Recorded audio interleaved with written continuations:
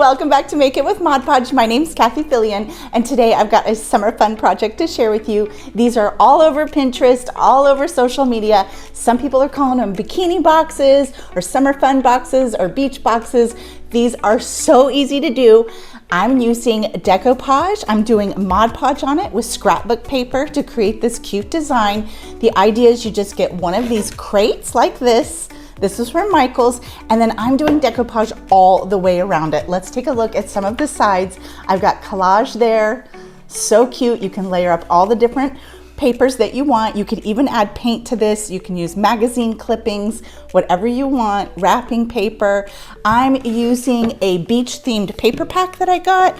Just tons of different beachy type papers in there, and it came with little collage papers as well, so you can see that I cut those up and collage them on there. It's so easy to do. This is a great teen project as well, so if you've got someone who wants to get crafty this summer, you can create one of these fun crates and load it up with your towels, your sunscreen, your flip-flops, and your swimsuits, of course. And for this project, I'm using Mod Podge satin, but you could use matte or gloss too. All right, let's get started. So I'm starting with these wood crates. I picked this up for 10 bucks at Michael's, and I'm going to use this scrapbooking paper that has a beach theme and a Mod Podge gloss. First, I'm measuring the slats of the crate, and then I'm trimming my background paper to size. This is going to be a collage. So I'm adding the Mod Podge to the back of the paper. And for this section where I'm just using the small pieces, I'm not going to add the Mod Podge directly to my wood first. And you can see here that I'm gluing these down, but I'm doing it large piece, small piece, large piece, small piece. That way I get sort of a brick pattern when I'm piecing them together.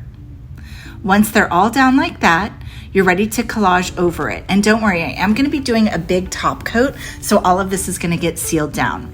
So I wanted to add some blue to this, so you can see I just used my fingers to crease the paper to make the cutting lines, and I'm going to continue working all the way down the crate until I have my pieces cut, and then I'm using a ruler to just line them up. Then I'm adding more Mod Podge to the back of that paper and then placing it right on that section, double checking with my ruler. And I'm going to top coat here and there as I go. That's just with that same Mod Podge gloss formula. But at the end, I'm going to do a full top coat over the entire crate. So I'm just gluing down all of the pieces, and I am smoothing with my fingers as I go to make sure that I'm not getting any air bubbles. If you do find that you're getting an air bubble, it's best to wait about 20 to 30 minutes before doing any top coating and just let that bubble flatten out. Here I'm going to add a few little border pieces, just kind of adding some interest to the edges. And this scrapbook kit came with a bunch of different decorative ones, so I'm cutting out the different pieces and I'm going to collage those all over the blue. I'm using a paper trimmer here, but you certainly could just use hand scissors also. So you can see I've got my layout here, and then for those pieces, I'm just adding more Mod Podge to the back and placing them down where I want. So go ahead and glue all the pieces down. And then once they're all glued down, you can see that I'm going over everything with a full top coat. I waited about 20 minutes before I did the top coat. Now for those side pieces, it's a little bit trickier. It is a larger piece, and you're gonna wanna cut out that handle hole. So I went ahead and traced that out, and then I'm gonna cut that out. And for this technique, I'm going to add some of the Mod Podge to the wood crate. When you're working with a larger piece of paper, when you're doing that, it's best to do Mod Podge wet on wet. So first I'm going to add Mod Podge to the wood crate, and then I'm going to add it all over the back of the paper, making sure I get those edges good, and then I'm placing the paper down.